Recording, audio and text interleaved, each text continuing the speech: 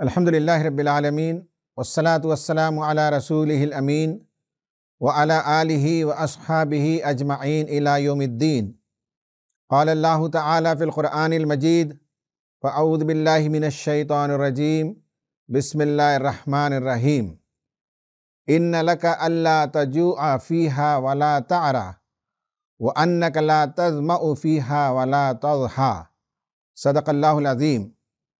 قابل احترام بزرگوں، نوجوان دوستوں، سامعین اور ناظرین، ہدایت پبلیکیشنز کی طرف سے قرآن کانفرنس 2022 کے اس پروگرام میں آپ کا خیر مقدم ہے۔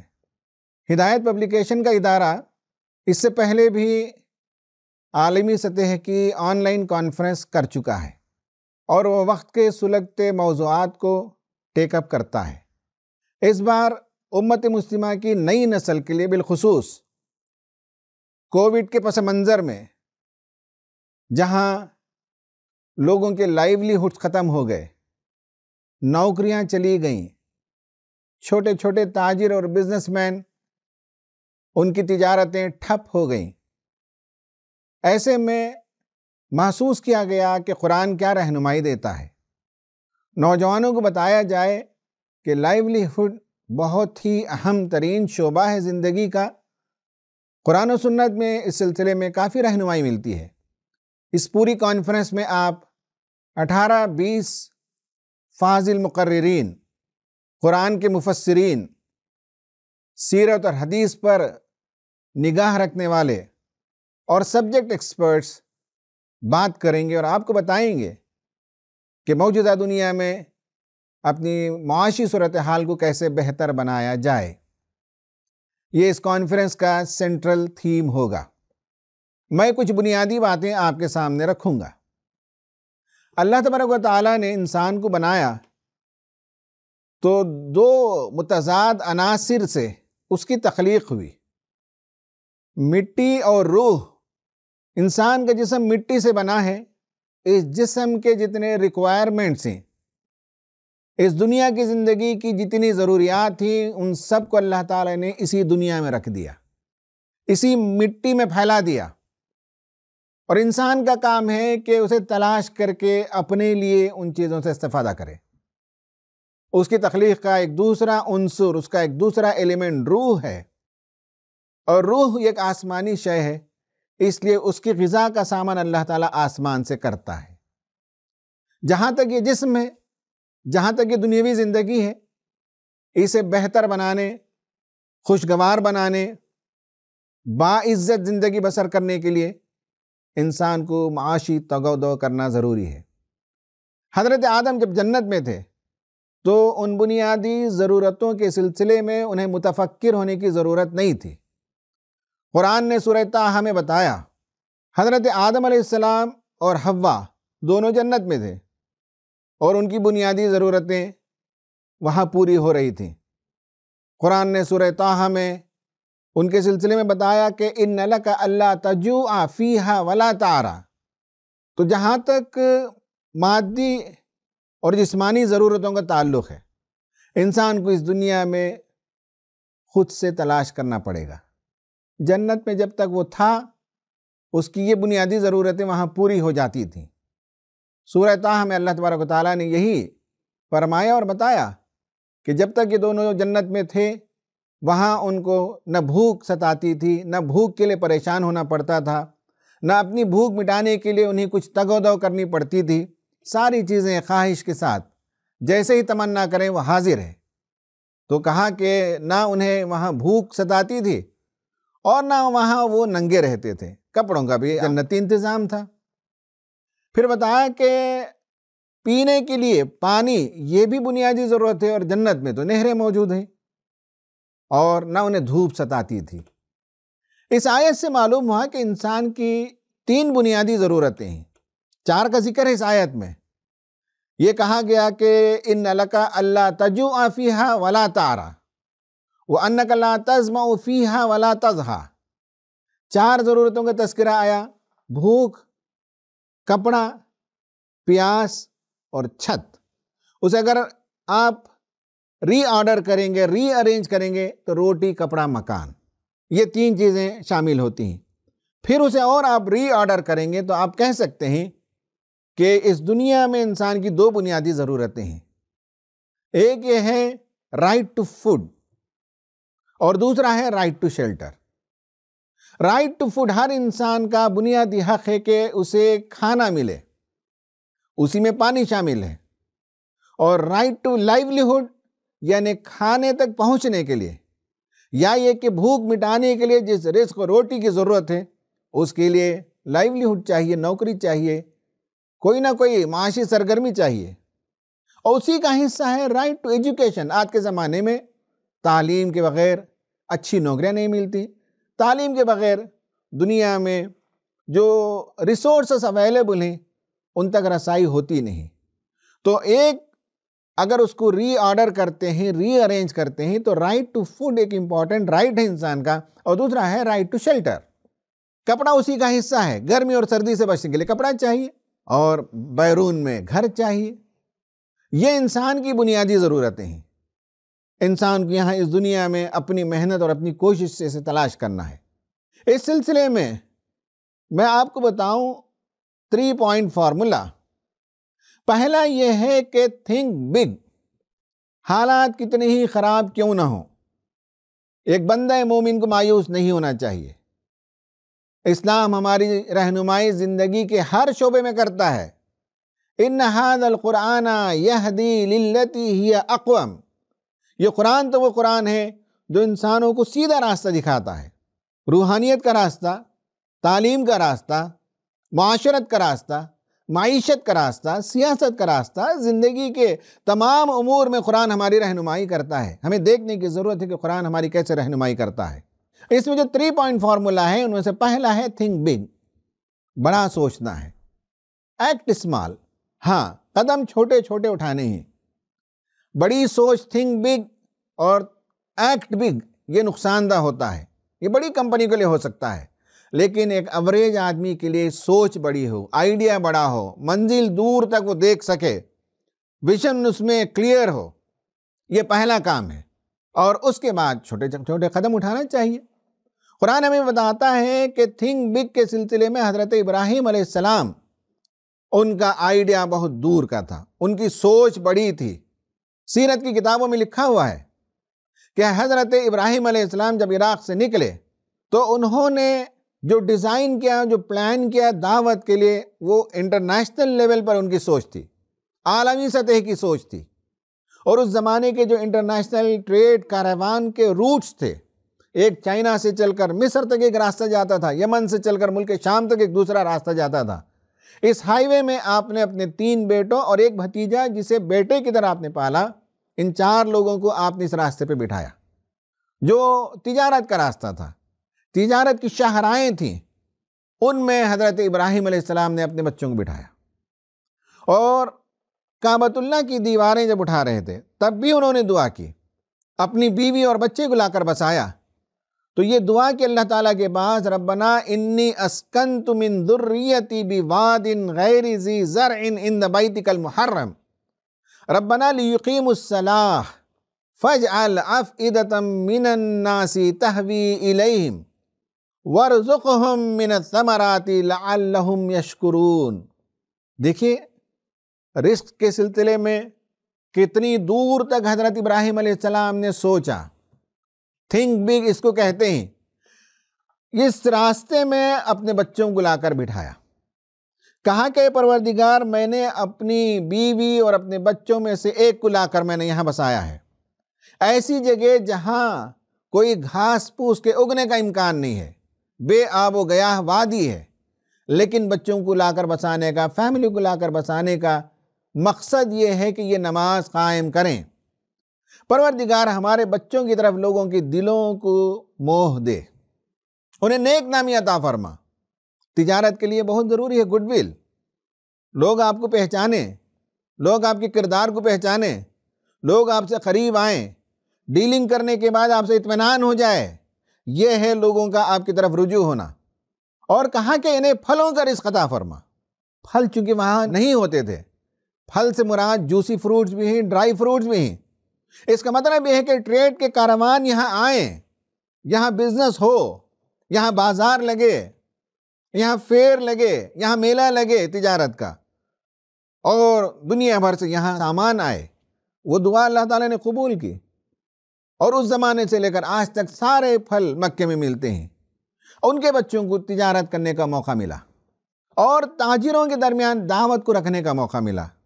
دونوں کام با ایک وقت، تجارت بھی ہو جائے اور تاجروں کے پاس اسلام کی دعوت دی جائے، تو دعوت وہاں تک پہنچ جائے گی جہاں تک کہ ان کا پہنچنا ممکن نہیں تھا۔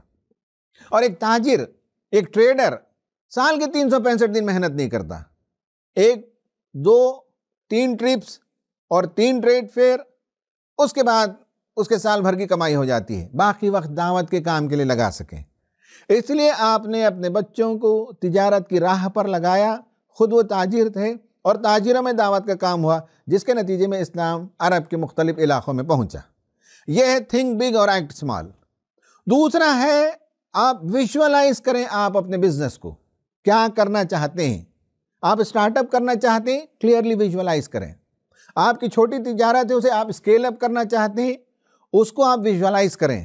آپ آلریڈی ایک تجارت کر رہے ہیں اور اسی میدان سے متعلق 10-20 لوگوں کو جمع کر لیں تو کلسٹر بنتا ہے، حکومت کی طرف سے بہت سی مراعات ملتی ہیں، بہت سی سبسڈی ملتی ہے۔ تو آپ کلسٹر فارمیشن کرنا چاہتے ہیں، آپ مان لیں کہ جینس پینٹ بناتے ہیں، آپ مچھلی کی فارمنگ کرتے ہیں، آپ تور کی دال اگاتے ہیں، تو کلسٹر فارمیشن کے تحت جو سہولتیں ملتی ہیں اس کا آپ کو ادراک ہونا چاہیے۔ ویژولائز کرنا ہے، آپ کو یہ ویژولائز کرنا ہے کہ اس بزنس کو آپ اگر انٹرنیشنل سطح پہ لے جانا چاہتے ہیں تو اس کی بھی راہیں کھلی ہوئی ہیں، اس کے سلسلے میں بھی سوچنا چاہیے۔ تھنک بگ، 1 سال کے اندر 2 سال کے اندر ہمارا مال فلاں جگہ جانے لگے، اس کے بارے میں بھی سوچنا چاہیے۔ اگر آپ کا بزنس اب تک آپ نے ڈیجیٹل دنیا میں اسے تعارف نہیں کرایا ہے تو اسے کرانا پڑے گا۔ آپ کو بہت سے ایسے ویب سائٹ جیسے Riphah chamber of commerce and industries ہے، رفاہ مارٹ ہے، اس طرح کے ویب سائٹس میں، اس طرح کے سائٹس پر آپ کو لسٹنگ کرنی پڑے گی آپ کے پروڈکٹ کو، تاکہ آپ کا پروڈکٹ دور تک جا سکے۔ یہ ویژولائزیشن بہت امپورٹنٹ ہے۔ اور آپ کی تجارت اگر اب تک معمولی سطح سے کر رہے تھے، لیکن ہندوستان کے قوانین کے تحت اسے مرتب کرنا، اسے ڈھنگ سے چلانا، اگر یہ نہیں کر سکے تو اس کو ویژولائز کیجئے اور اسے اسٹینڈرڈائز کریں۔ یہ دوسرا کام ہے۔ پہلا کام ہے تھنک بگ ایکٹ اسمال، دوسرا کام ہے ویژولائز کریں کہ آپ اپنے بزنس کو کس سطح پر لے جانا چاہتے ہیں، اگلے 1 سال میں، اگلے 2 سال میں، اگلے 5 سال میں، اس پر غور و فکر کریں۔ اور تیسری بات اور آخری بات جو موسٹ امپورٹنٹ ہے وہ یہ ہے کہ آپ اپنا بزنس ایسا ڈیزائن کریں جس میں یونیکنس ہو، جس میں کوئی انوکھا پن ہو۔ آج کی دنیا کمپٹیشن کی دنیا ہے۔ آج کوئی بھی گاہک وہ محتاج نہیں ہے کسی ایک دکان کا، کسی ایک سپلائر کا، کسی ایک وینڈر کا۔ اتنا کمپٹیشن ہے، اگر آپ نہیں تو دوسرا دینے کے لیے تیار ہے، اس سے بیٹر پروڈکٹ دے رہا ہے، اس سے بیٹر پرائز دے رہا ہے۔ تو اس لیے اس کمپٹیشن کی دنیا میں یہ سوچنا پڑے گا کہ آپ کا یونیکنس کیا ہے۔ نبی کریم صلی اللہ علیہ وسلم بہت کامیاب تاجر تھے۔ آپ کی زندگی کا بہت تفصیل سے مطالعہ کرنا چاہیے بحیثیت تاجر۔ اس میں آپ دیکھیں گے کہ نبی کریم صلی اللہ علیہ وسلم نے کیسی کیسی اسٹریٹجی آپ نے بنائی، ریسورسز کی اسٹریٹجی بنائی۔ آپ کے پاس کیپٹل موجود نہیں تھا، ریسورس کو کیسے مینیج کیا جائے اس کی اسٹریٹجی آپ نے بنائی۔ آپ نے ہیومن ریسورس کی اسٹریٹجی بنائی۔ آپ صلی اللہ علیہ وسلم نے اپنی تجارت کو دور تک لے جانے کے لیے مارکیٹنگ اسٹریٹجی بنائی، کیسے اس کی مارکیٹنگ کرنی چاہیے، کیسا نیا پروڈکٹ مارکیٹ میں لانا چاہیے، یہ سب آپ صلی اللہ علیہ وسلم نے کیا۔ لوگوں کو بہت کم معلوم ہے کہ آپ صلی اللہ علیہ وسلم کیا تجارت کرتے تھے۔ وہ جو عام چیزیں مارکیٹ میں ملتی ہیں اس کی تجارت نہیں کرتے تھے۔ بعض لوگوں نے لکھا ہے کہ آپ صلی اللہ علیہ وسلم یمن سے بہت ہی ریئر خوشبو کی چیزیں، پرفیومز اور اس زمانے میں اور جو قیمتی اشیاء، جو آج کے زمانے میں تو بہت آسانی سے انٹرنیشنل چیزیں مل جاتی ہیں، فورین سے جو چیزیں آتی ہیں وہ مل جاتی ہیں، لیکن آج سے 20-25 سال تک پہلے بھی یہ چیزیں آسانی سے دستیاب نہیں ہوتی تھیں۔ اس زمانے میں رسول صلی اللہ علیہ وسلم وہ آئٹمز مکے میں پرووائڈ کرتے تھے جو مکے اور اطراف اور آس پاس میں کہیں وہ آئٹمز ملتے نہیں تھے۔ آپ صلی اللہ علیہ وسلم نے حبشہ کا بھی سفر کیا، وہاں سے بھی مال یمن میں پہلے سے آتا تھا. آپ یمن کے سفر پر جاتے تھے تو یمن سے بھی مال لاتے تھے، اور وہ مال لاتے تھے جو اس وقت اس زمانے میں افریقہ میں جو ڈیولپڈ تھا، عرب کنٹریز سے زیادہ ڈیولپڈ کنٹریز وہاں تھے، تو وہاں سے بھی مال آتا تھا، یمن کے پورٹ میں آتا تھا. یمن سے مکہ میں بھی لا کر بیچتے تھے، یمن سے لے جا کر ملک شام میں بھی بیچتے تھے. یونیکنس کچھ نہ کچھ ہو. آپ کا یونیکنس یہ ہے کہ ایک بزنس مین 2 مرتبہ کماتا ہے. جب وہ چیز کو خریدتا ہے تب بھی کماتا ہے، جب چیز کو بیچتا ہے تب بھی کماتا ہے. عام لوگ ایک آئٹم کو 100 روپے میں خریدتے ہیں، اگر آپ نے 90 روپے میں خرید لیا تو آپ نے 10 روپے وہیں کما لیا، اور پھر 100 روپے کا آئٹم آپ 110 روپے میں بیچتے ہیں تو پھر 10 روپے کمائیں گے آپ. یہ کیسے ہوتا ہے؟ یہ رسول صلی اللہ علیہ وسلم نے بتایا. اوور ہیڈ کاسٹ کو کیسے کم کیا جاتا ہے، یہ رسول صلی اللہ علیہ وسلم کی زندگی میں ہمیں یہ بات ملتی ہے. آپ صلی اللہ علیہ وسلم کاروان کے لیڈر بنتے تھے، کاروان لے جاتے تھے، موقع نہیں اس کی تفصیل بتانے کے لیے. اور آپ صلی اللہ علیہ وسلم جب کاروان لے جاتے تھے تو اس زمانے میں مختلف گاؤں میں پڑاؤ کرنا پڑتا تھا. وہاں گاؤں کے ذمہ داروں کو سیفٹی منی دینی پڑتی تھی تاکہ قافلہ آسانی سے گزرے، آنے اور جانے میں مال کی حفاظت ہو سکے. تو آپ صلی اللہ علیہ وسلم بارگیننگ بہت اچھی کرتے تھے. آپ کا پریزنٹیشن کا سٹائل اچھا تھا، کمیونیکیشن بہت شاندار تھا، آپ کا اخلاق و کردار اتنا اچھا تھا. محلے اور قبیلے کے جو لیڈرز جن کو سیفٹی منی دی جاتی تھی، وہ کہیں آپ نے آدھا کر دیا اور کہیں بعض لوگوں نے آپ کے اخلاق و کردار کو دیکھ کر وہ مفت کر دیا. یعنی یہ ہے کہ آپ کو ٹیکس فری ہے، آپ آ اور جا سکتے ہیں، وہاں کے مقامی باشندوں کو کچھ فائدہ کرا دیتے. تو اس طرح سے آپ صلی اللہ علیہ وسلم نے اوور ہیڈ کاسٹ کو بچایا. اسی لیے تو بی بی خدیجہ رضی اللہ تعالیٰ عنہ آپ سے متاثر بھی کہ اس سے پہلے بھی بی بی خدیجہ انویسٹمنٹ کرتی تھی، اور انویسٹمنٹ میں جو ریٹرن ملتا تھا آپ صلی اللہ علیہ وسلم کے پاس انویسٹ کرنے کے بعد اس سے زیادہ ریٹرن ملنے لگا. یہی تو ہے کہ آپ کا کسٹمر آپ سے سیٹسفائی ہو اور آپ ویلیو فار دی منی دیں، اور آپ جو پروڈکٹ دیں اس سے آپ کا گاہک خوش ہو جائے، اور مارکیٹ میں جو سامان ملتا ہے اس سے اچھا سامان ملا، مارکیٹ میں جو سروس ملتی ہے اس سے اچھی سروس آپ نے دی، تو لوگ ضرور آپ کی طرف آئیں گے. یہ نبی کریم صلی اللہ علیہ وسلم کا اسوہ ہمیں بتاتا ہے. تو معلوم ہوا کہ قرآن و سنت میں ہمارے لیے اس دنیا میں جینے، تجارت کرنے، بزنس کرنے کے بے شمار اصول بتائے گئے ہیں. انشاءاللہ اس کانفرنس میں تفصیل کے ساتھ ہر پہلو کو سامنے لایا جائے گا. قرآن و سنت کے پہلو بھی سامنے آئیں گے، اور ماڈرن مینجمنٹ اور بزنس اسٹریٹجیز، اور ہندوستان کی صورتحال، یہاں کے قوانین میں کیا نئی سرگرمیاں انجام آپ دے سکتے ہیں. جب آپ اچھے صاحب ثروت بنیں گے، مالدار بنیں گے، دولت کمائیں گے، تو آپ بھی ایک اچھی زندگی بسر کر سکتے ہیں. دنیا کو بھی آپ بہت کچھ دے سکتے ہیں، حج پر جا سکتے ہیں، آپ یتیم خانہ بنا سکتے ہیں، انسانوں کی بھلائی کی جو سرگرمیاں دنیا میں چل رہی ہیں ان سب میں آپ خرچ کر سکتے ہیں. تنظیموں، اداروں، جماعتوں کو دے سکتے ہیں. پیسے ہی نہ ہو، ہینڈ ٹو ماؤتھ ہو، تو دیگر لوگوں پر کیا خرچ کر سکتے ہیں؟ دنیا کو کیسے سنوار سکتے ہیں؟ دنیا میں ایک اچھی خوشحال زندگی بسر کرنے کے لیے معاشی تگ و دو کرنا چاہیے. غلطی سے ہمارے ذہنوں میں یہ بات بٹھا دی گئی قناعت. یاد رہنا چاہیے کمانے میں قناعت کی اسلام تعلیم نہیں دیتا، خرچ کرنے میں قناعت کی تعلیم دیتا ہے. زیادہ سے زیادہ کمائیں، اس سے اسلام منع نہیں کرتا. ہاں، اسراف نہ کریں، تبذیر نہ کریں، خرچ اتنا ہی کریں جتنی آپ کی ضرورت ہے، اور باقی سب خدا کا پیسے ہے، بندوں کا پیسے ہے. آپ اس کے امین ہیں، آپ اس کے ٹرسٹی ہیں، اور وہ ساری دولت دنیا میں آپ تقسیم کریں تاکہ خوشحالی آئے، غربت دور ہو سکے. تو ہمیں معلوم ہونا چاہیے کہ معاشی تگ و دو اور سرگرمی اسلام کے نزدیک نہ صرف پسندیدہ ہے بلکہ اسوہ بتاتا ہے انبیاء کا اور صحابہ کا کہ یہ بہت ہی اہم ترین کام ہے، اور مال و دولت کے ہوتے ہوئے آپ ایک اچھی زندگی بسر کر سکتے ہیں، بچوں کی بھی دولت چھوڑ کر جا سکتے ہیں، اور دنیا میں دیگر انسانوں کی بہترین خدمت کر سکتے ہیں. اللہ تعالیٰ اس کانفرنس کی تمام کوششوں کو قبول فرمائے، اور مجھے اور آپ کو اللہ تعالیٰ دنیا کی خوشحالی، مال و دولت کی فراوانی، تجارت میں خیر و برکت عطا فرمائے. آمین. وآخر دعوانا ان الحمدللہ رب العالمین.